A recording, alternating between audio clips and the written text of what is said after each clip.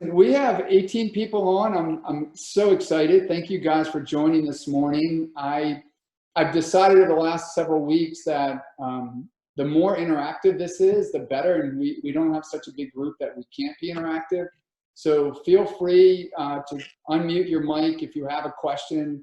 We'll just treat it like I did when I used to teach marketing management. We'll just let everybody pipe in, because I think that's the best way to learn. And frankly, there's a whole room of experts here, so I welcome your contributions. So let me go ahead and share my screen. I'll just remind those who haven't been on before that I'm still trying to figure out Zoom, and I think I have for the next go round. But if somebody wants to come in, I typically have to unshare my screen, let them in, and then reshare it. You don't have to do anything, but just be aware that that might happen. Alrighty, so let me see if I can find it. Yep, here it is. So Savannah, confirm that everybody can see that. Can you see my screen? Yep, I can see that perfectly.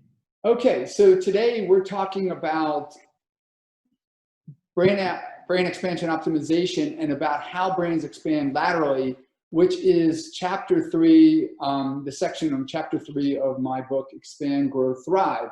So for those who are first time on this, we've been plowing into each chapter. We started with the introduction, which was all around growth. And then we went into chapter 1, which was my story about pin trading at the Nagano Olympics and how we came up with having more than 1,000 people, actually close to 2,000 people lined up for more than 12 hours waiting for the final pin of the day in freezing temperatures in Nagano, which was a crazy experience that I share in chapter 1. And so I got to talk about that a couple of weeks ago. And then chapter 2 was about how the economy is connected.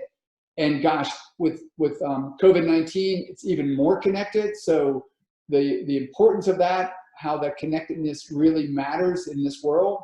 And so now we're on chapter 3, which is about the lateral aspect of the Lascaux model.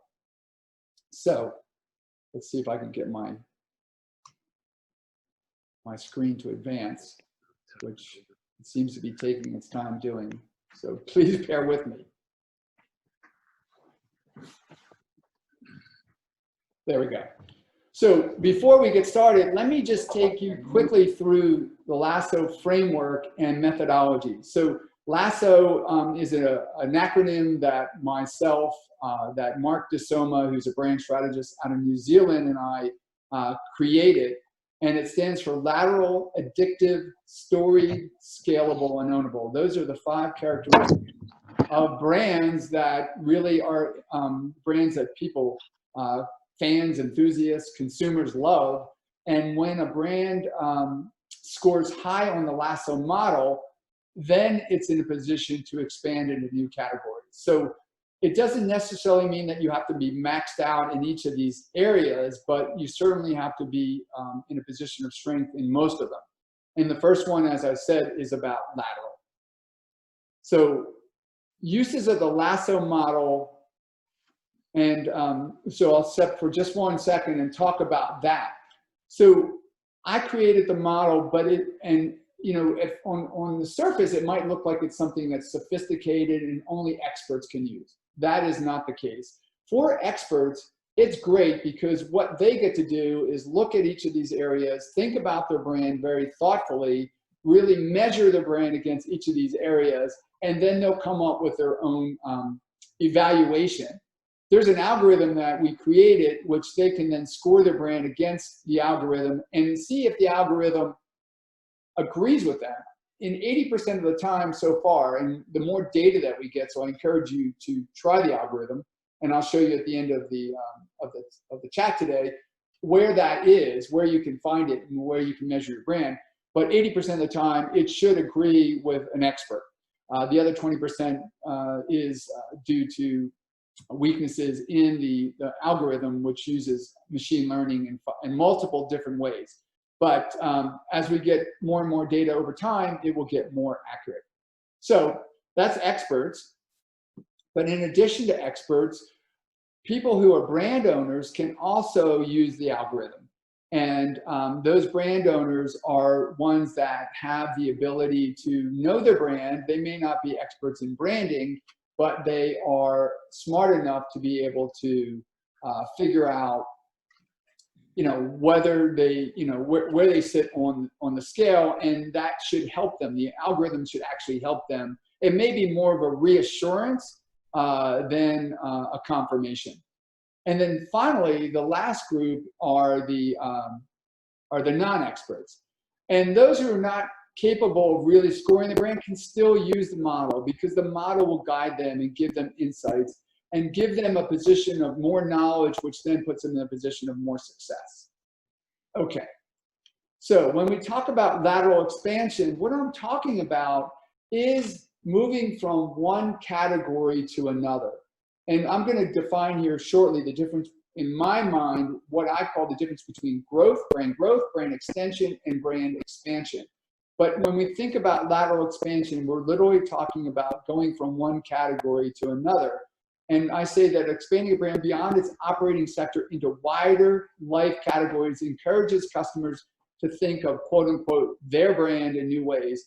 And I put the "their" in quotes because legally we may not own the brand, but in many, many ways we have ownership of the brand.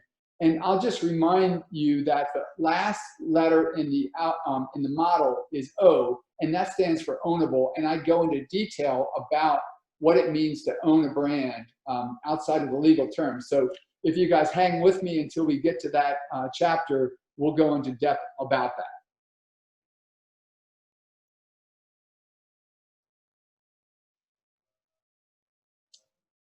Okay, and I don't know if we have any questions yet, Savannah, but just be on the lookout for that. Excuse me for just 2 seconds. Okay, so the challenge or goal of lateral, and the goal or challenge of lateral is to strike that balance between surprise and alignment. So when a brand goes into a new category, it should be a good surprise, not a bad surprise, right? It should be like, oh, wow, I love this brand. I'm so glad that they've decided to get into this category because I need them in this category. I trust them. They're important to me. And because they're in this category, I feel comfortable buying this particular product or service because the brand I know and love is in the category. So that's the first part. The second part is the alignment, right? You have to make sure that the brand actually makes sense in that category. And we're going to go into that in more detail as we get further along on this chat today. Now, the second point, if the expansion into the new category is quote unquote too lateral or not convincing enough, you're going to really put off your consumers. In fact, probably what you're going to do is confuse the heck out of them. And we're going to show some examples of that in short order, but think about it. And I'm sure you have some examples in your mind. I want you to think about examples, but imagine a favorite brand of yours that's known for one particular category, and that category could be emotional or physical, but all of a sudden comes up and creates something way out in left field. You're scratching your head on that, right? What also might happen is you might actually think, who are these guys? Why do they think that they can go in there? And literally they will not pass the smell test, and you will not buy in that category. And it might even cause you to consider whether or not you should keep buying in the category that you typically do, because you may not have brand love for them yet.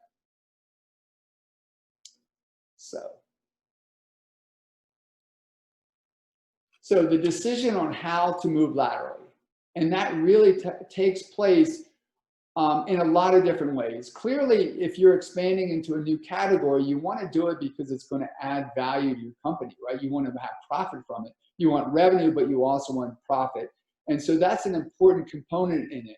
And so you have to think about this in a smart way and be really contemplative of whether or not, because it takes a lot of work to expand your brand. And when you do it, there's a lot of risk involved.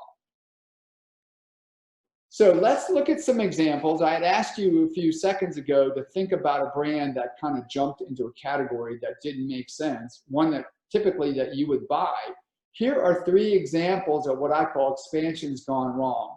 The first one is Vespa perfume.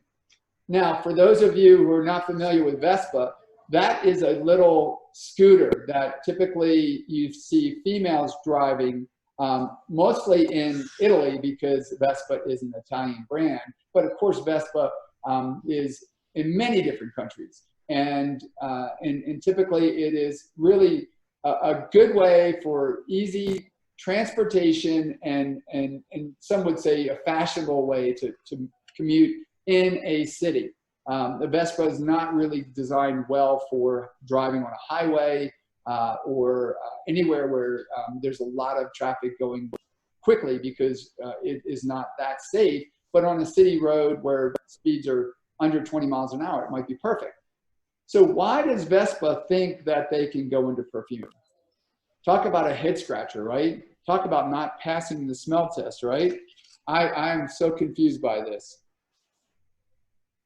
So that's the first example, and you know, I'd be curious what you think, but I totally am like, bad decision, guys.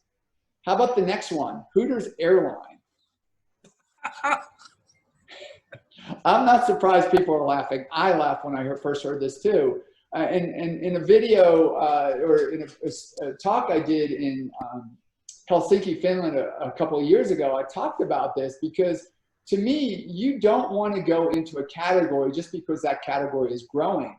And I don't know what Hooters thought. You know, they have this great experience for their consumers, the people that love the restaurant to come into it, and thought they could replicate that experience on an airline. But geez Louise, I mean, part of the whole experience at a Hooters typically is you get to move around, you know, you get to enjoy drinking with friends and having a lot of room to spread out. It's it's a destination that you choose. You stay there for as long as you want and you come home. And so I just really wondered what was going in the minds of the person who thought of this and everyone else who had to approve this, because this is not a cheap endeavor. The last one is Smith & Wesson clothing. Smith & Wesson is known for rifles and other types of weapons, you know, typically guns and pistols and that sort of thing. And they're experts at it, and they've had a long lineage of that. And for those who buy those particular types of weaponry, they are considered best in class. Why they thought they could expand into clothing is, again, a head scratcher for me. And if you look at it, not only is it a crazy idea, but the execution of this clothing is really wonky. Sucks. So needless to say, all of these were abysmal failures, but they were around long enough that we could actually get a picture of them. But not much longer, I don't think. All right, so now that we kind of have that, let me give you a fact about brand extensions. More than 80% of brand extensions will not succeed, and of those that make it, just over 50% can expect to be in place 3 years later. That's why it's so difficult to do this, and why it is expensive to do it, because the likelihood is that it will not succeed. Now, that said, the smart brand owners, the smart companies, they know what to do and how to do it. Does that mean that their success rate is 100%? Heck no. Do you mind me interjecting for a second? Yeah, please, Bob, share. As I was back on the Smith & Wesson thing, you're absolutely right that they have no idea what they're doing in the apparel business. Having said that, to me, that's where licenses come in. And I have worked with people in sectors that they knew nothing about and brought expertise to it and made it successful. They do have consumers that are willing to, with the Smith & Wesson, to give them a chance. And of course, they're going to fail if they give them a chance and the product isn't good. But we've seen some interesting things. I think the biggest problem with Smith & Wesson is to do something like this where it doesn't degrade their product. Typically what happens when you get a licensing person in there, the licensing person will want to take that product, I'll use myself as an example, and go straight to Costco or something like that, put a pretty average product in there, blow it out, make a lot of money as a licensee quickly, but for the brand, you'd have been better off if you'd made some high-end product, but they don't. You know, it's not going to start moving properly. But I have seen some of these things succeed in a small way that would sort of surprise you if they happen to be connected with the right person, and if they have the ability to.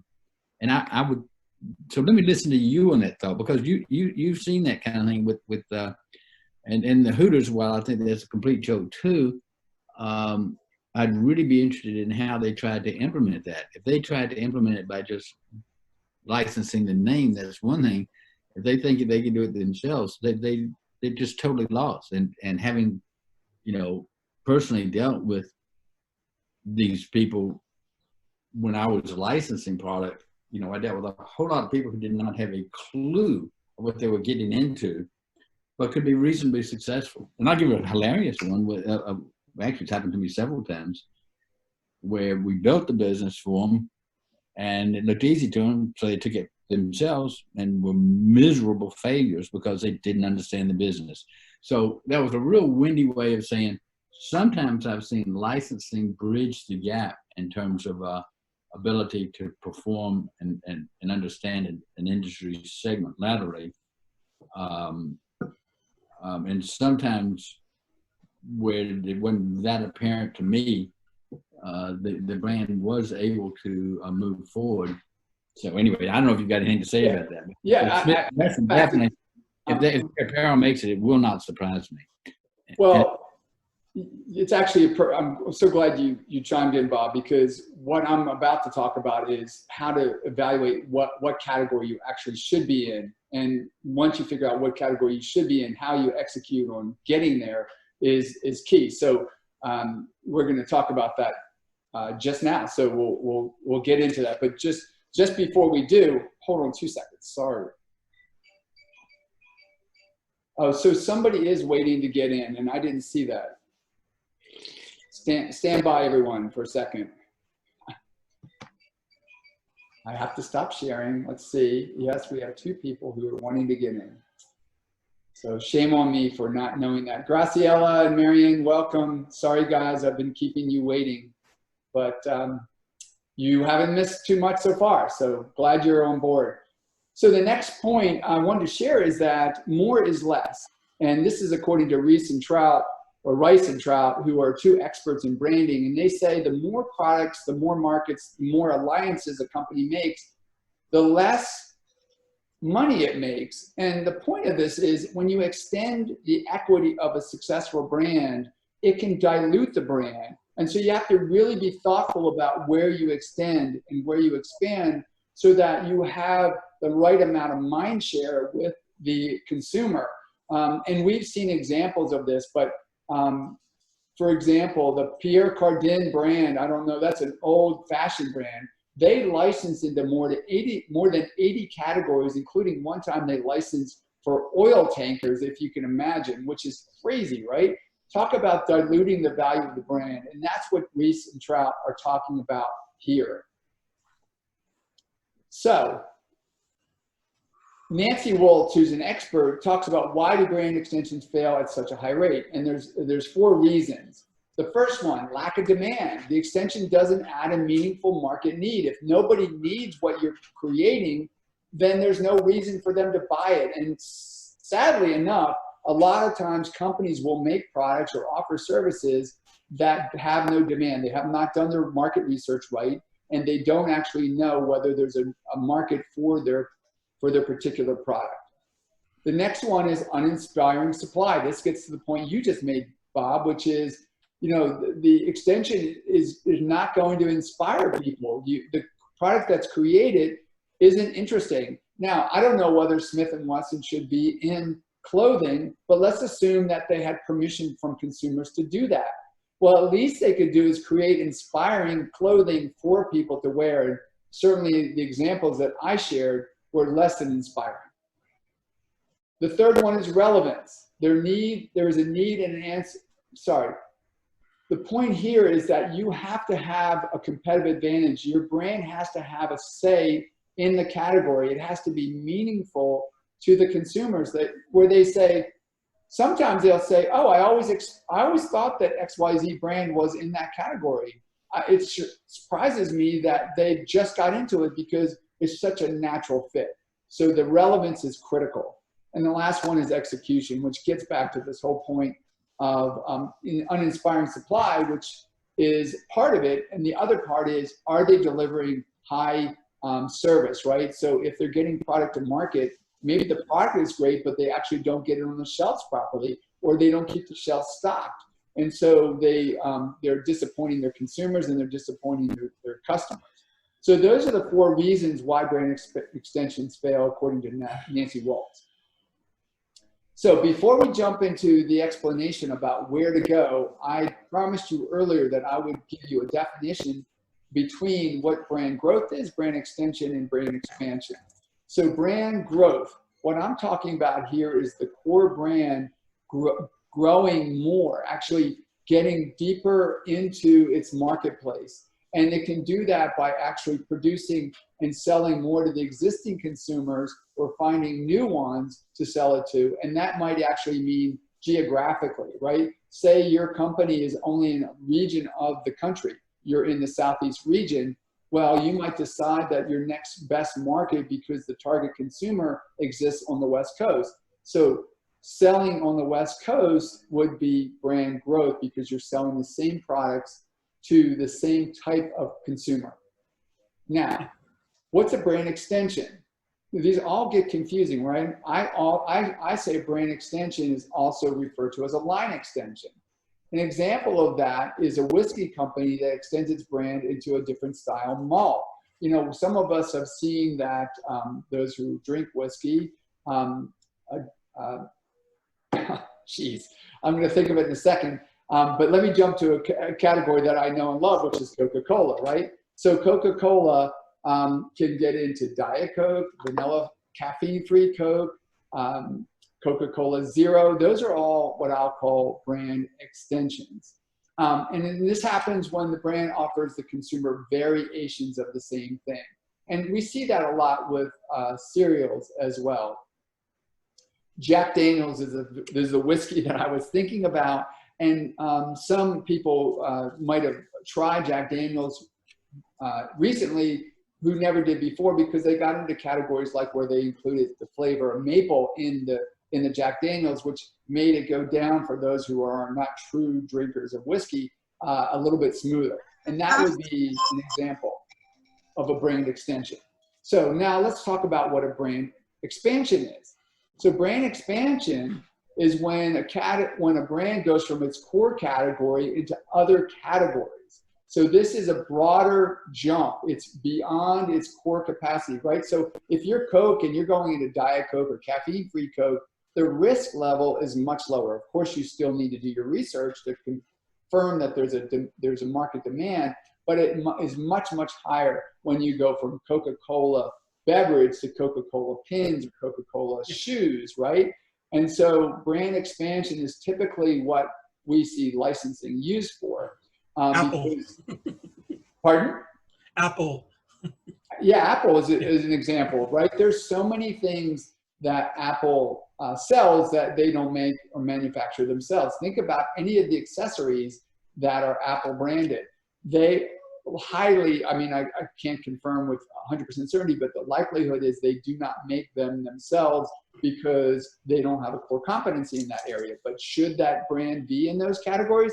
100%, because they are reaffirming the brand's position and promise, and they naturally fit with their core products. So now we know kind of the difference between brand growth, brand extension, and brand expansion. Now, the key point, this gets to the point that, Bob, you were talking about before, and this is a term that Mark DeSoma and I coined, which we call the brand expansion point. And what we say is that every brand that is looking to go beyond what it's currently known for, regardless of the mechanism it intends to use, mechanism means, you know, via sourcing, via licensing, via acquisition, via franchise, needs to have an expansion point. And I call that, or we call that, a pivotal characteristic that translates powerfully from one product variant to another, or from one sector to another, to give consumers even more of what they want from a brand. I go on further to say the expansion point of a brand is more than an idea. It's the single most powerful emotion or association bonded with that brand that people have. In fact, they believe in it so much, they want to see it expressed for themselves across multiple aspects of their life. Think about that, and we're going to get into detail about what I mean by that brand expansion point. But I believe that's the pivot point for a brand to determine whether or not it should go into a new category. So considering where and why to expand. These are important points to consider. How quickly is the sector growing? And what are the predicted growth patterns over the next 5 years? That is really important today with COVID-19, right? We don't know where the world is going to be a year from now. We know that some areas are going to thrive better than others, but where it's going to be in 5 years, there might have been more certainty a year ago, which is kind of funny to say because we didn't know that this black swan, which was this coronavirus, was going to happen. So the predictability seemed to be more certain a year ago. But now we know in this current time of volatility that the certainty is even lower. So knowing where the sector is growing is really important. The next one, how long are the economic cycles in the sector? How tightly does the sector typically mirror changes in the wider economy? And are economic cycles influenced by consumer and market confidence, or are they more consistent? There used to be an example when we talk about this term in economics, right? Product is elastic or inelastic, right? If you, and maybe not so much nowadays as previously, but an example of that was with milk, right? People need milk, whether the economy's in poor condition or in a strong condition. I say less now because there's all variations of offerings, right, that substitute for milk. But the idea of milk or what milk serves is needed regardless of the economic cycle.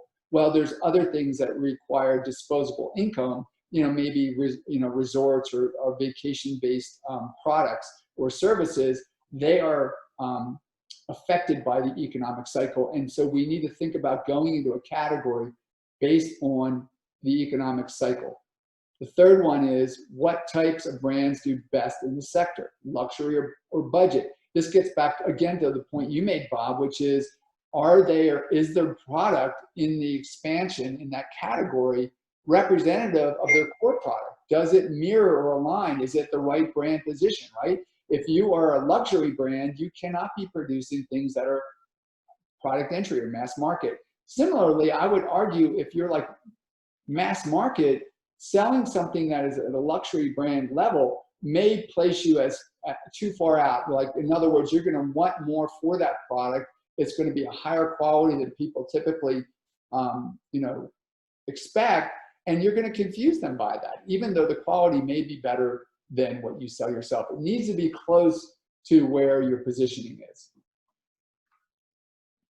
So, choosing where and why to expand. What other factors should be considered? So, is the product sensitive or the category sensitive to changes in commodity prices? Well, we all know today with COVID-19, the coronavirus, the price of oil is way, way lower than it was a year ago. And hard to even imagine that it's going to go back up, right? So if your product is oil-based, in other words, it's made out of plastic or some kind of rubber, where the commodity price of oil, which is the base of it, has gone down, this actually might be a good time if all those other conditions are met, because the cost to make it is less than it was previously. What about the regulatory barriers to entry, right? Those are important. What is your government doing? What is the government doing? And if you think you can sell in another country, what are those regulatory barriers? Because the Japanese might love the brand that you represent, but if their regulatory barriers, because they're very insular, are high, then it may not even work, even if the demand is there. Again, this is another benefit of licensing, because typically you could find a company in Japan that could figure out how to get around those regulatory barriers. And then finally, what is the political climate, right? How will that impact it? And in today's world, with an election this year, especially in the United States, the political climate is very tenuous, and you need to consider that if your product or service is impacted potentially by it. So here is an example of a successful brand expansion. This is Caterpillar, right? So Caterpillar is known for heavy equipment that is made, hold on just a second, I think there may be somebody trying to get in. So let me stop sharing for a second. Apologize, yes, one person waiting. Come on in, welcome. Let me go back to sharing. So getting back to Caterpillar. Caterpillar sells earth equipment. In fact, the upper right are toy examples of the kinds of equipment that it sells. Now these toys, these replicas might be 1/1000th of the size. These things are ginormous. The wheels on some of the Caterpillar equipment might be 20 feet high. They move a lot of earth. And their business is $50 billion globally, right? They sell a lot in this particular category, and they're known for excellence in this category.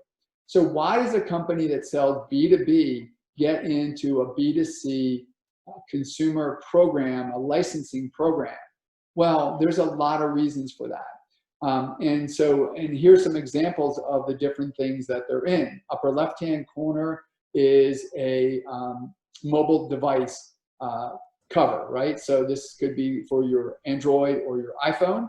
And as you can imagine, they build into these products all of the attributes that are known for their equipment, right? They're highly, highly durable. I think they say about the particular example here, which is the cell phone cover, that you can literally run it over with your car and it not break, right? So this is perfect for the guy that works in the field who in construction, right? And he drops his phone and somebody drives over it.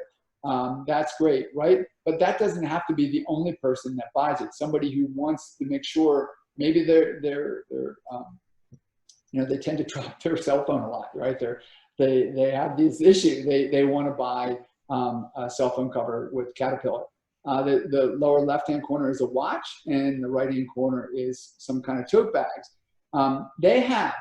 Caterpillar has about $3 billion worth of retail licensed merchandise that they sell in over 150 countries.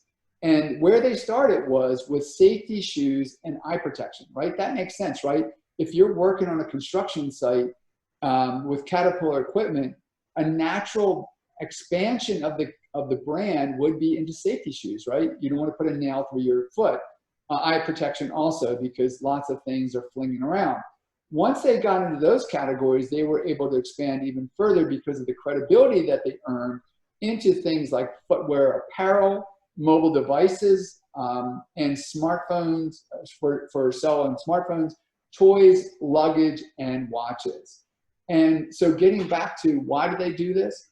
Because they can convey the Caterpillar promise, which is things are not going to break, they're going to be highly durable. And it gives Caterpillar the chance to touch many, many more consumers that might buy the ultimate core product, right? Because these might be people who have not been exposed to the Caterpillar brand, but now get into a position where they need Caterpillar.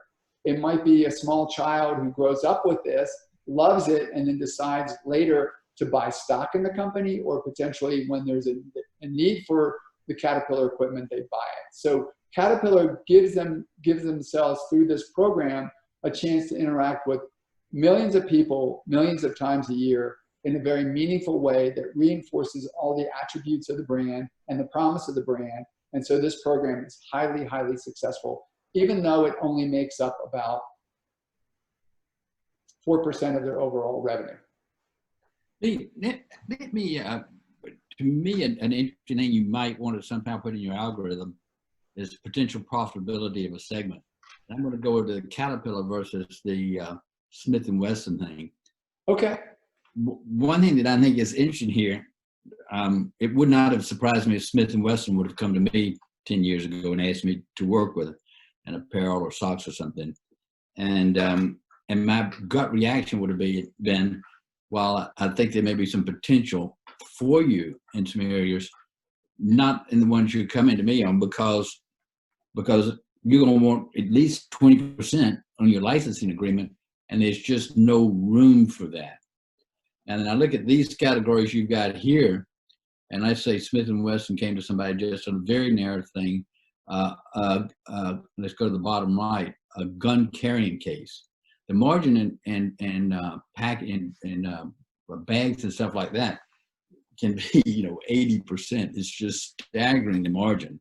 And so somebody might just license out just a tiny little portion of just carrying cases made specifically for their guns.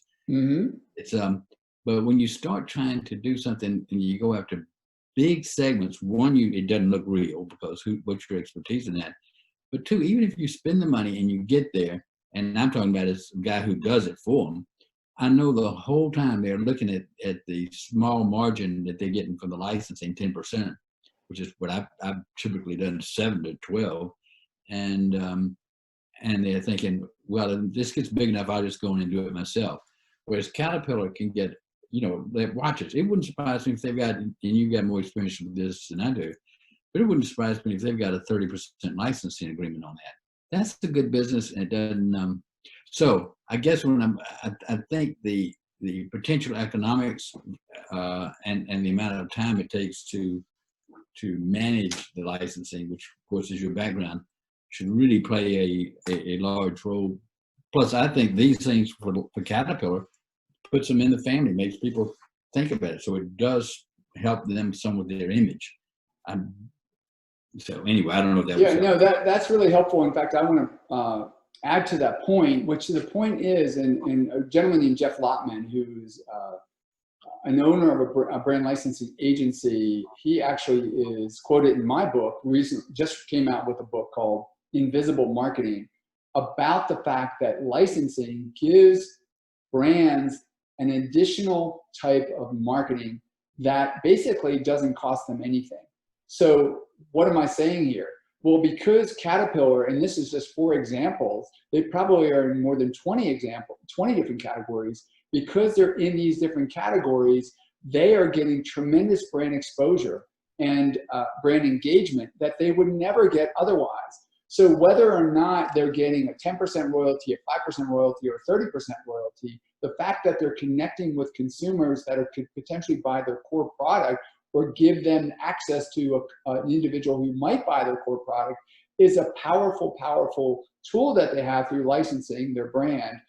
So in some ways, the royalty revenue is kind of icing on the cake because of all the benefits of the exposure that the brand is getting in all these different categories. So just another way of reaffirming what you're saying, which is, yeah, the category has to make sense for both parties, but the licensor, the brand owner, should never lose sight of the fact that just getting their brand into a new category can add tremendous value to their core product program. Okay, let's take Ferrari. And I think I've talked about Ferrari a little bit last time. Ferrari is another example, in a different way to the one which I just mentioned with Caterpillar, which is only the people with high disposable income can afford to buy a Ferrari, right? But the Ferrari brand was interested in connecting with more consumers who might want to one day buy a Ferrari or might want to buy other products that are branded with the Ferrari brand. And so they were trying to figure out what made sense to them. So in this particular case, they entered into sponsoring this theme park, which is the Ferrari World Abu Dhabi Park.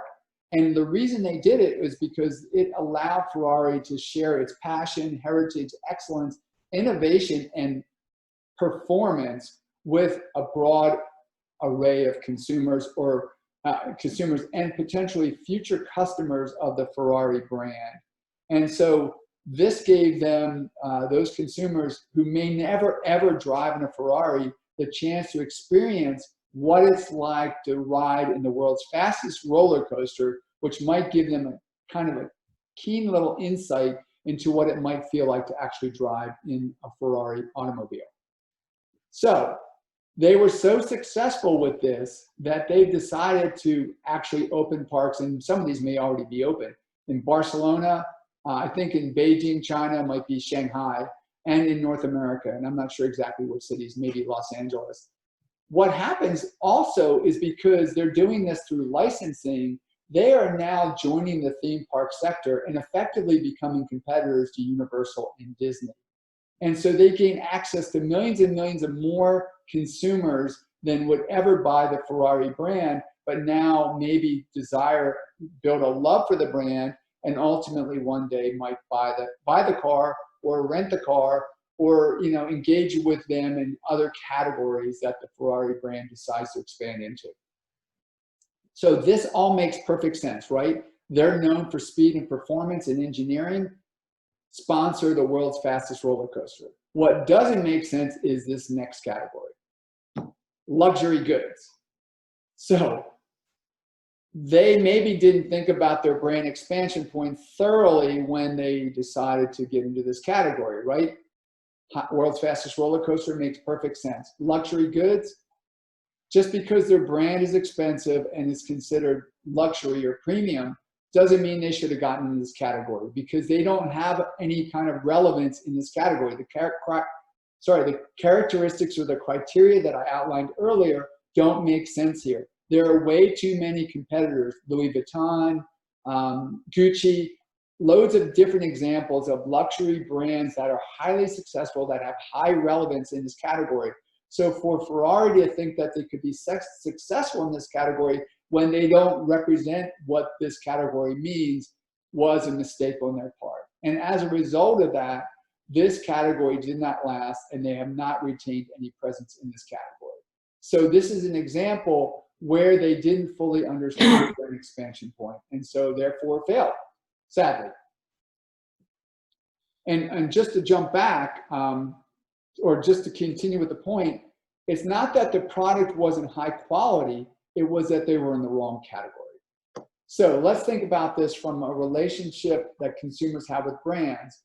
A gentleman named Professor Sridhar Samu from Indiana University discovered that there's this relationship with brands that can be expressed via concepts of nodes and links, right? So he said nodes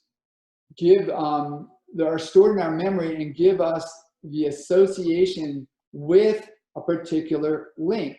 So in this particular example, or in this model, what is going on here is exposure to the brand name activates these nodes and links that allow for activity to come in the mind of the consumer. Sorry guys, there's somebody waiting to get in, so I'm going to just have to pause for a second. All right, let's get back to sharing our screen. So according to Samu, where the association with a brand pivots around a product, the consumer tends to associate the brand directly with that product. I like the example of M&M candy, right? M&M Mars is known for excellence in the M&M candy category. They don't have a lot of emotional connection to that category. It's more of a physical connection. And because of that, they can do what we talked about with Coke earlier. They can go into a lot of brand extensions. They can go into peanut covered candy, M&Ms. They can go to almond, chocolate covered almonds. They can go into pretzels, chocolate covered pretzels. They can go into chocolate covered caramel. You can see the list goes on and on and on. They have permission to do that, and they do their research, and they understand that there's a market for these, and the consumer is delighted when they go in these categories. Now, that's a physical connection.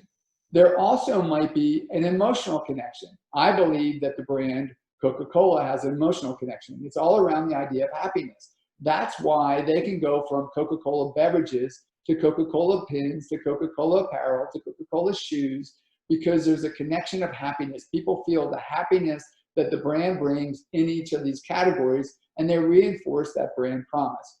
Similarly, Ferrari was able to do it with the idea of exhilaration or performance, and they could go from automobiles to theme parks and to roller coasters. And so this whole idea of links and nodes is an important point to consider when you conduct brand expansion.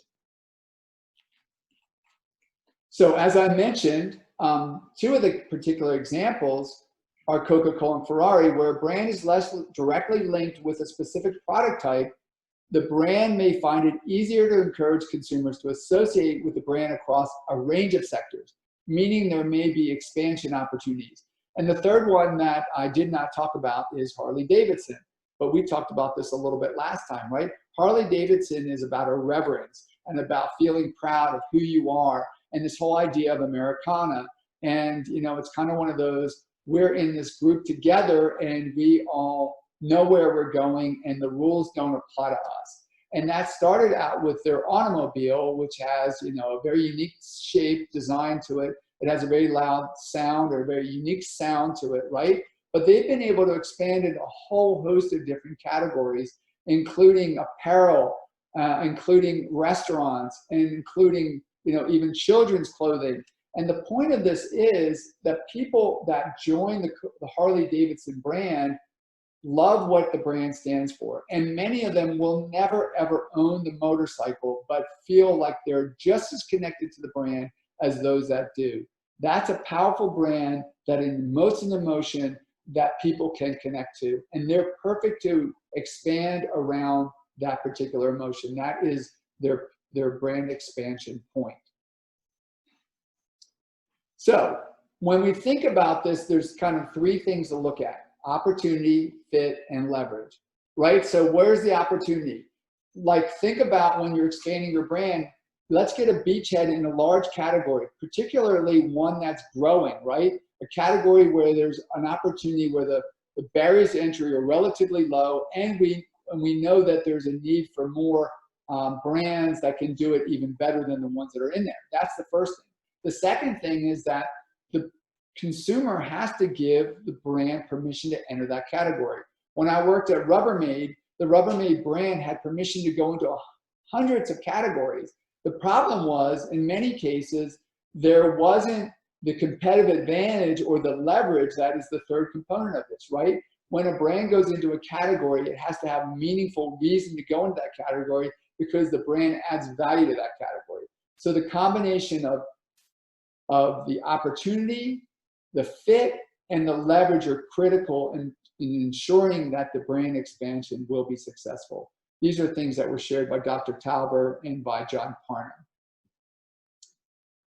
The other thing that we need to consider is that there's an inverse relationship between fit and leverage, okay? We just talked about opportunity, fit, and leverage, but there's an inverse relationship between fit and leverage. Consumers might give a brand permission. Sorry, guys. Let's let a couple more folks in.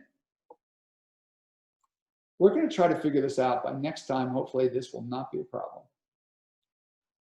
Pete, was that illustration in your book, fit and leverage? Yes, it's in there. And I'm glad you raised it, because the point is, in the example I just gave with Rubbermaid, is there might be a fit for a lot of categories, but if we don't have a competitive advantage or leverage, we have no business going into that category. In fact, what we said with Rubbermaid was our brand promise was about empowering moms to feel control of their life through storage and organization, right? But the consumer who loves the Rubbermaid brand gave us permission to go into categories well beyond storage and organization, which didn't empower moms to do anything. And so the more that we expanded around fit, the less leverage we had. And so we actually started contemplating what were the categories that did not reinforce our brand promise, and let's figure out a way to exit those categories and really only focus on the categories that gave us competitive advantage, where we can make a difference in the lives of our target consumer. And when we did that, we were much more successful.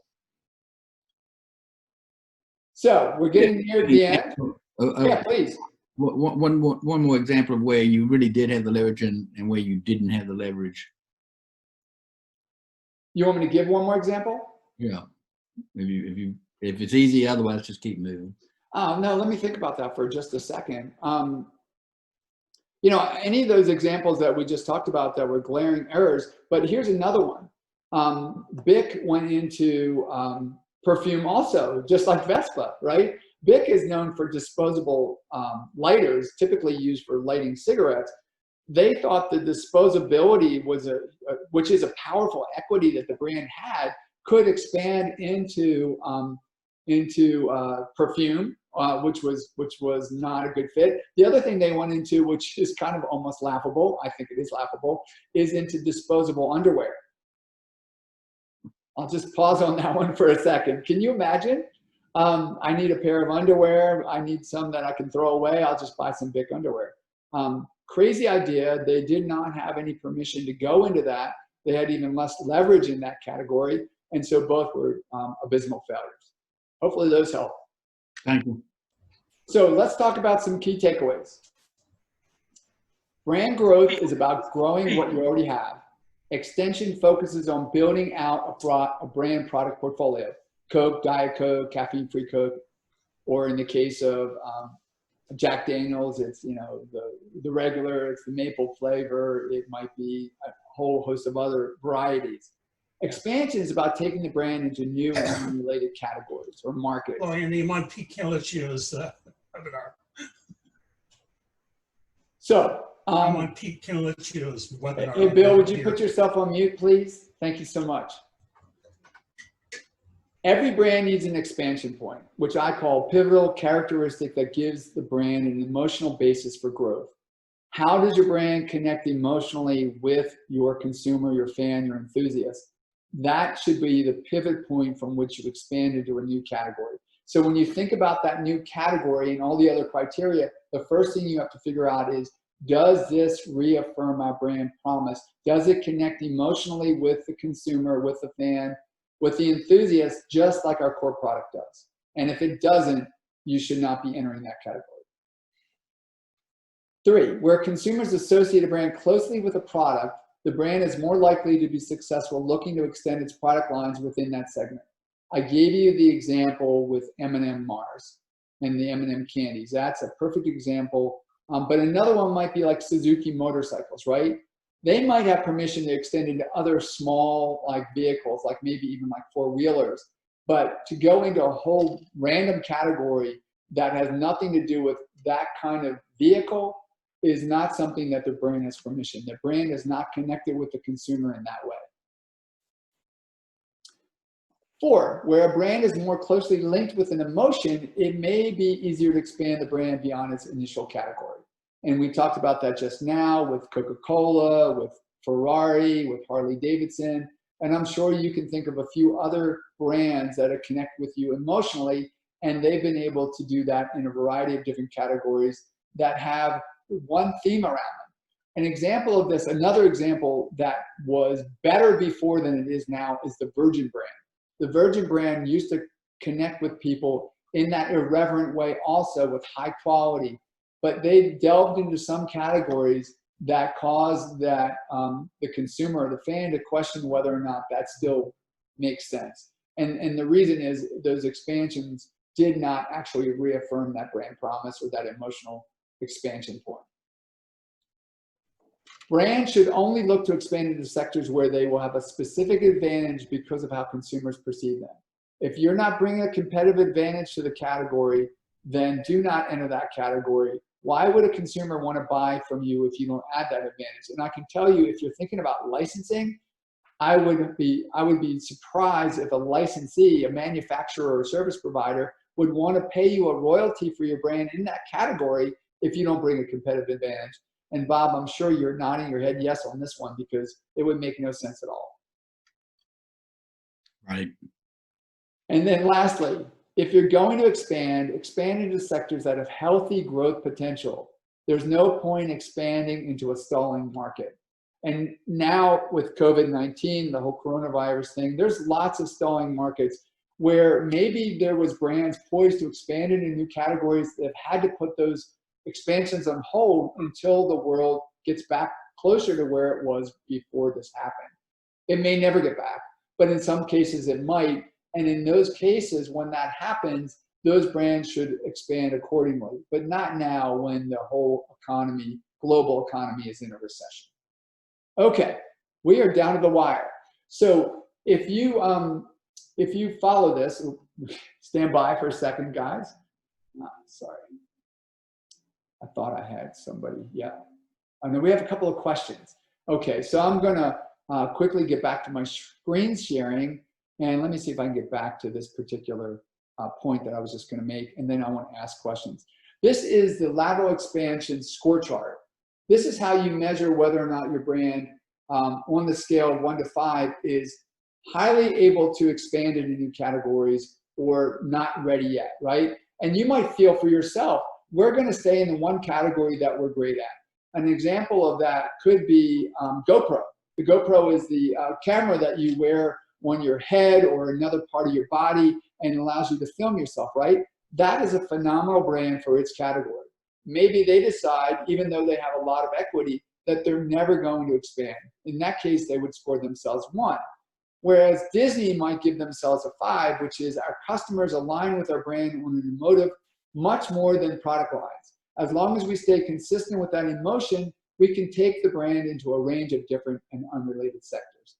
Okay, so we are at the end of our formal part, and we're open up to Q&A. I know that we're almost out of time. I don't need to drop off, so for those of you that want to stay on, I gladly would love to continue the conversation.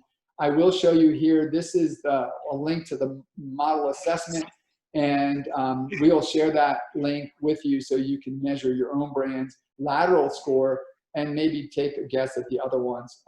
And then as we move forward in the future, we will go through those also. Thank you guys so much. Let me get out of this particular slide sharing and then open up for Q&A. Any questions? Yes, I have a question. Under the key takeaways, there's one that resonated with me the most. It said where a brand is more closely linked with an emotion, it may be easier to expand the brand beyond its initial category. So a question I have off of that, is this aforementioned takeaway powerful for brands where the charismatic founder CEO is the face of the brand? For example, Michael Jordan. If so, what are a few good action steps to plant emotionally charged seeds early on in order to implement Professor Samu's from Indiana University nodes and links model that you mentioned in our discussion today? Great question, Michael. Thank you for asking it. The point I guess I would say of this is, you know, when Michael Jordan started playing basketball, I don't know that he even thought about the emotion that he brought to the game. He thought about just being the best basketball player in the world. And the way to do that was to have this tremendous discipline of first making himself a phenomenal player, but then how to parlay that leadership and that intelligence into making those around him better. And so he got known for these attributes, right? These attributes of perseverance and a commitment to excellence and about leadership and about team building and about all the things that go into becoming a champion, right? So brands that saw that wanted to align with him. In the case of Nike, and it was interesting because at that point, Nike was a small, relatively unknown brand. Adidas was a much, much bigger known brand. And he actually, I think, was talking to Adidas first. But because of some relationships that he had with individuals that were influential in his life, he took a meeting with Nike. Nike committed to him in a big way, and then they decided to license the Jordan brand. And the rest is history, right? Because the brand is still relevant today.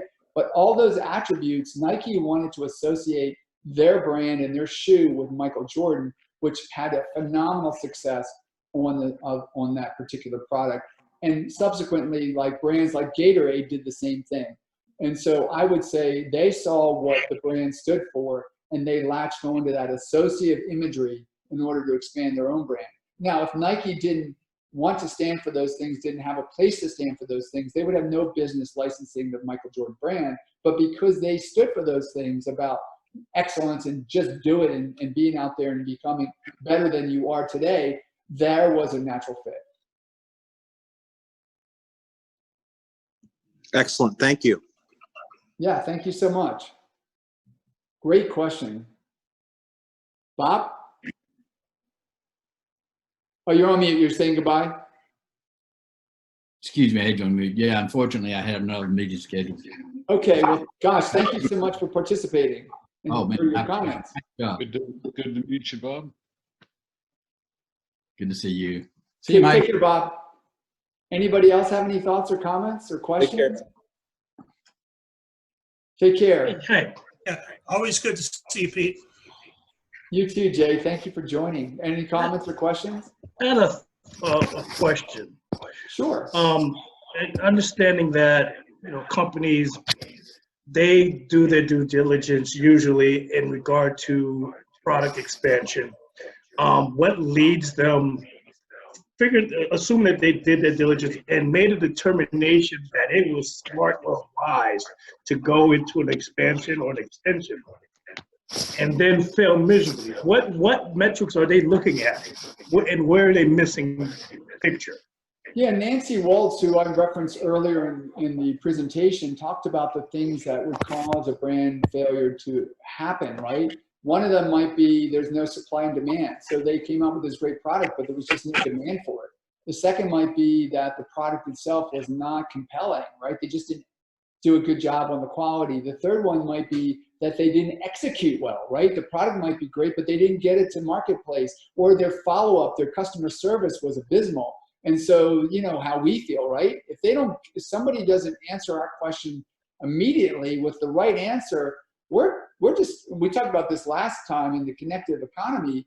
I have a megaphone, which is called Twitter or LinkedIn or, you know, any of these platforms to diss a brand because of their failure. And so those are another example where the brand might be perfect in the category, but because they didn't execute properly, they would fail. Pete, I have a question. Yeah, please. Do you know of any cases whereby somewhere where you did not, a company that you did not expect to enter into a category, you thought they didn't have no place there, no equity, and they actually did quite well? So like almost the opposite, the inverse, like a success story that was unlikely due to them not having any permission to enter into a category. Wow, that's a great question, Alexander. Thanks for raising it. I got an example in my mind. I don't know. I would say that they had permission, but it was a giant leap. You know, usually, and I talked about it with Caterpillar, right? They went first into protective shoes and protective glasses, right? Because their equipment was for the construction industry. And so that was a natural they call near category expansion. And then they went into, you know, bags and, you know, replica toys and the watches. Well, one who took a giant leap in the same category where they had permission, but was a huge leap, was the Bulgari brand. We're actually going to talk about that a little bit next time. But they went literally from watches and jewelry into resorts. And even though they had permission to enter that category because they were replicating the experience for the woman who is actually their target audience, it was an enormous leap. And somebody might say, well, they don't really have permission to go in the resorts because they're not known for that. But what they said was, what we're trying to replicate through our core products, we're going to continue through this resort experience. And they were able to do that in a compelling way, and they found a great partner in Ritz-Carlton who executed on their behalf. But it was a real combination of the brand and the resort owner coming together. So that doesn't exactly answer your question, but it's kind of close to it. I'll have to think about that and get back to you with an example where there was no permission at all and somehow they were successful. And I would argue in that case, Alexander, even if they're successful in that category, it might still confuse their core consumer who might say, wait a second, you told me over here you meant this, but now you're over here and doing this. And so now I'm confused about what your brand promise is. So it might have a short-term win, but a long-term loss. Got it. That's perfect. Thank you so much, Pete. Yes, sir. Hey, Peter, welcome. Glad you're here. I have two questions, if I may, real quick. Yeah, go ahead, Eric. On the definition of permission, are you meaning that it's like an out of balance alignment, or? What I'm really getting to there, Eric, is that whole idea of fit, right? So you should do market research, and the consumer should say, yeah, of course I expect brand XYZ to be in this category. So it's basically a total confusion of alignment, and it's out of place is what you mean by permission, not that they actually don't have permission. Okay. Yeah, and it's not a legal sense of the word. It's more of a share of mind sense, right? Like Vespa perfume. The consumer gave them no permission in their category, and they didn't buy. Right. I mean, it must have been poorly executed, though, because Vespa is such an iconic brand that I feel like it could almost translate that emotional thing to almost any category. But yeah, that must have been way out in left field for their consumer base. And yeah, the female who rides, and it's traditionally a female that rides a Vespa, she's not, shoot, she's got a million other choices of companies and brands that she's going to buy perfume for. She's not going to think of her mode of transportation is also, because the brand reflects the person, right? So if she feels really, you know, like empowered by her Vespa, she's not going to feel like, okay, if I wear that brand, I'm going to feel the same power. yes, So, it you're the doesn't. only female on this call. Graciela, you're on it too. What do the ladies think about this? I don't know.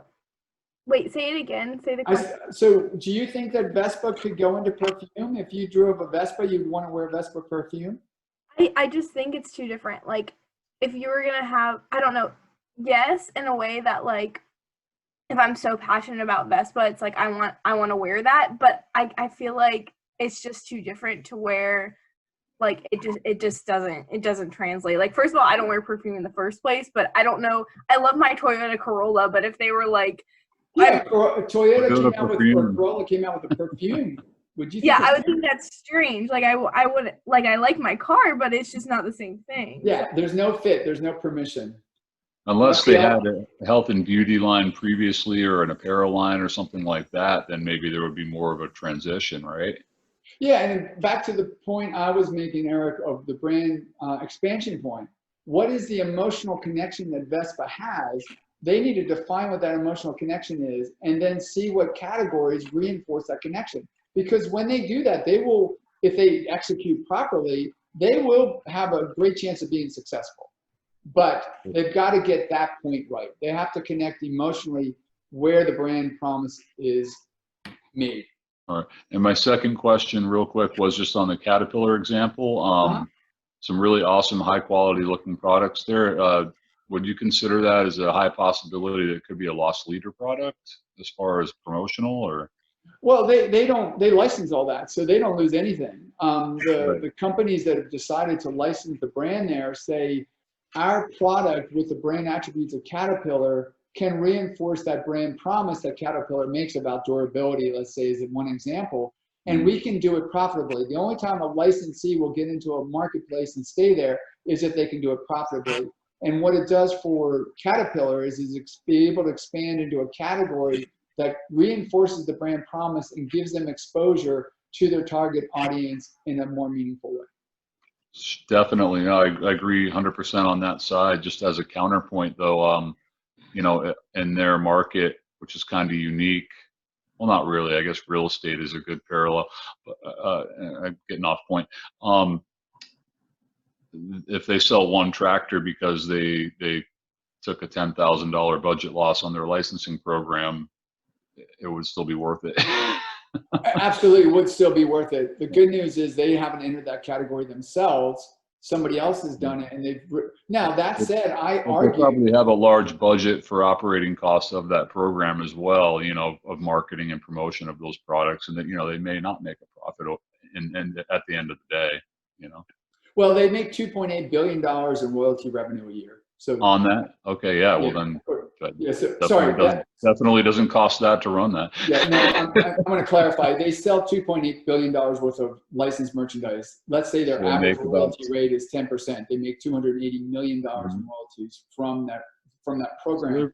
So they're probably making something. But yeah, I would example. Argue that they are. So it's a great example where both everybody wins, right? Thank you. Yeah, of course. Who else? Anyone else? All right, well, it's 12:13. I really enjoyed, on the East Coast it is anyway. I really enjoyed it, talking to everyone. Thank you so much for joining in today. We will share the recording with you later today or tomorrow.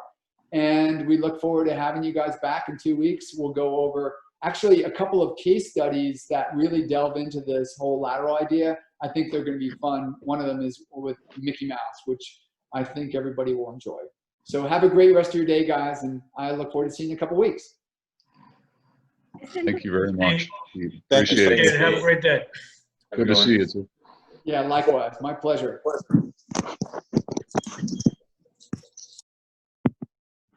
Thanks, Pete. Always a pleasure.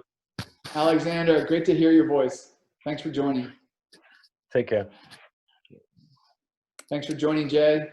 Oh, no problem. No problem. Good to be on. I'm glad I could. Absolutely. Appreciate the information. My I pleasure. know I'll see you soon. So I ask you, what can you do today to make your brand come alive in the hearts of those who experience it?